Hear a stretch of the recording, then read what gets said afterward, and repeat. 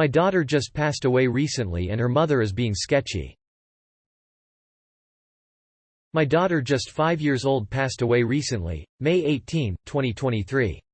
She had a condition called CDKL5, very rare type of epilepsy. Her mother and grandmother have only reached out to me to set up a funeral and have her cremated immediately, but they can't move forward with any plans until after the hospital gets the okay from me. The only thing her mother has told me is that she passed away in her sleep at the hospital. But when I was recently on the phone with her explaining that I'm going to get confirmation from the hospital about everything that went down and happened, she caught a very aggressive attitude, and I heard in the background her mother say that they are not going to do an autopsy on her. It's very suspicious to me, and I can't say that she has something to do with her death. But it's eating away at my conscience because I know that she's a pathological liar, and I literally can't trust her words on anything. I just need to know how to further investigate the situation. Update. So now the story has changed. Apparently my daughter passed away while at her mother's. I flew back to North Carolina and immediately started asking questions. I've asked the hospital that she was in. I've asked the funeral including patient relations. No one has an answer for me. The grandmother has also communicated threats to my mother as well as myself. I'm at the point now that I just want to start a legal process. Unfortunately, I can't afford any of this. I've been recommended to start a GoFundMe, but I don't have the platform to even gain traction.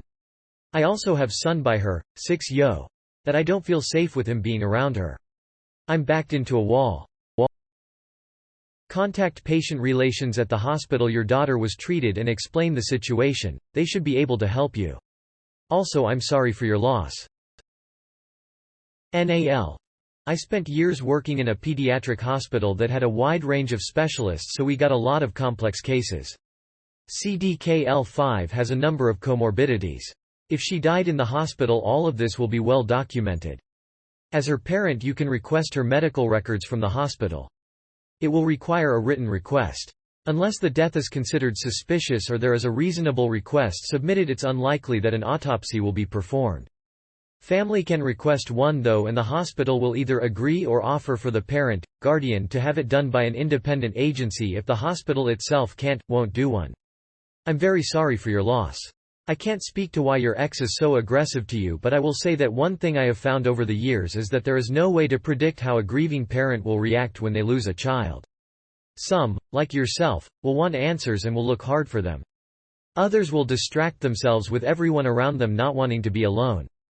Some will drink or take drugs or do risky things as part of their grieving. Some will even completely withdraw away from everyone in their life. It's different for everyone. Slite.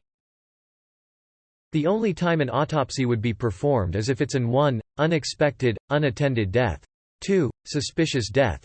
3. Requested by a physician to confirm cause. It sounds like your daughter was in the hospital and therefore her death was considered an attended death, meaning it happened while in the presence of medical personnel and they feel certain in the cause of death. You are absolutely going to have questions. Please call the hospital and ask to speak to the attending physician for your daughter the night she passed if you're not getting satisfactory answers from your ex. Wanting closure is normal. I hope you're able to find peace.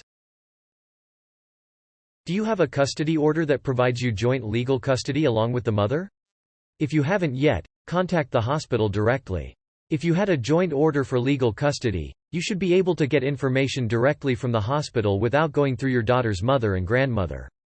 If possible, go to the hospital in person, with the court order in hand, and politely ask to speak to someone from the care team that was responsible for your daughter.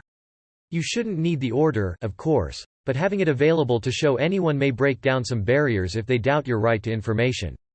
I am so sorry for your loss, and I hope you get the answers you are looking for.